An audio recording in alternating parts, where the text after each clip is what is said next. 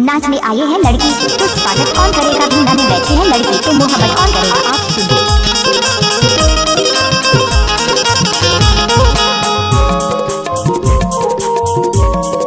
Mix by DJ Prince Singh Sayam ग्राम दुलाधर खुरी टोला वाले। तो कोटकी के बीजा ले जा बेजा हिमालय जाओ। तो कोटकी के बीजा ले जा बेजा हिमालय जाओ। ले जा बेजा हिमालय जाओ। ले जा बेजा हिमालय जाओ। ओ तो कोटकी के बीजा ले जा बेजा हिमालय जा रे। हमको कुछ बोले क्या? ओ तो कोटकी के बीजा ले जा बेजा हिमालय जा रे। नाच में आई है लड़की तो स्वागत कौन करेगा, भिंडा में बैठी है लड़की तो मोहब्बत कौन करेगा। आप सुन रहे हैं ये सयाम जी। ओके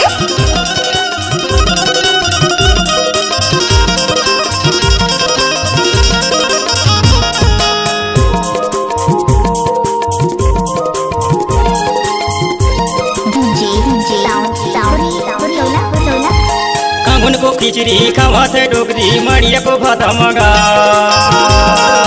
कांगुन को खिचड़ी खावाते डोगरी मड़िया को भाता मगा। याजी के चल्ला देख तोरे दादी बेजा हिमालय जा रे। आजी के चल्ला देख तोरे दादी बेजा हिमालय जा रे। ले जा बेजा हिमालय जाओ। ले जा बेजा हिमालय जाओ।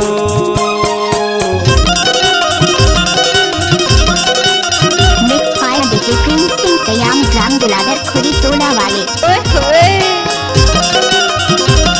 नाच में आई है लड़की तो स्वागत कौन करेगा, भिंडा में बैठी है लड़की तो मोहब्बत कौन करेगा। आप सुनिए। डीजे टोला गोंडी धर्म को गजब तक दीरा जागो रे कोया बाकी धर्म सर नैया। गोंडी धर्म को गजब तक दीरा जागो रे कोया बाकी धर्म सर नैया। जना लागुन खाए मासरी लकीरा बेजा हिमालय जा रे। जना लागुन खाए मासरी लकीरा बेजा हिमालय जा रे। ले जा बेजा हिमालय जाओ। ले जा बेजा हिमालय। नाच में आई है लड़की तो स्वागत कौन करेगा, भिंडा में बैठी है लड़की तो मोहब्बत कौन करेगा। आप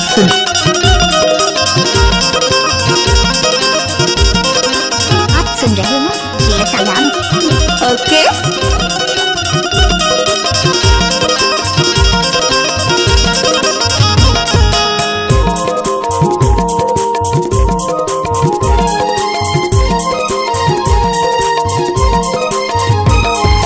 खुदोला खावा थे बीन बीन फड़की कुटकी मजा खबाना। खुदोला खावा थे बीन बीन फड़की कुटकी मजा खबाना। साले के धुर बेगा बात लहकी बेजा हिमालय जा रे। साले के धुर बेगा बात लहकी बेजा हिमालय जा रे। ले जा बेजा हिमालय जाओ।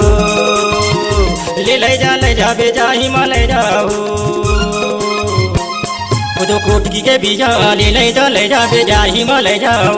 नाच में आई है लड़की तो स्वागत कौन करेगा, भिंडा में बैठी है लड़की तो मोहब्बत कौन करेगा। आप बेजा हिमालय जाओ। ले जा बेजा हिमालय जाओ। ले जा बेजा हिमालय जाओ। तो कोटकी के बीजा ले जा बेजा हिमालय जाओ। तो कोटकी के बीजा ले जा बेजा हिमालय जाओ। ले जा बेजा हिमालय जाओ। ले जा बेजा हिमालय जाओ। नाच में आई है लड़की तो स्वागत कौन करेगा, भिंडा में बैठी है लड़की तो मोहब्बत कौन करेगा। आप ले जा बेजा हिमालय जाओ।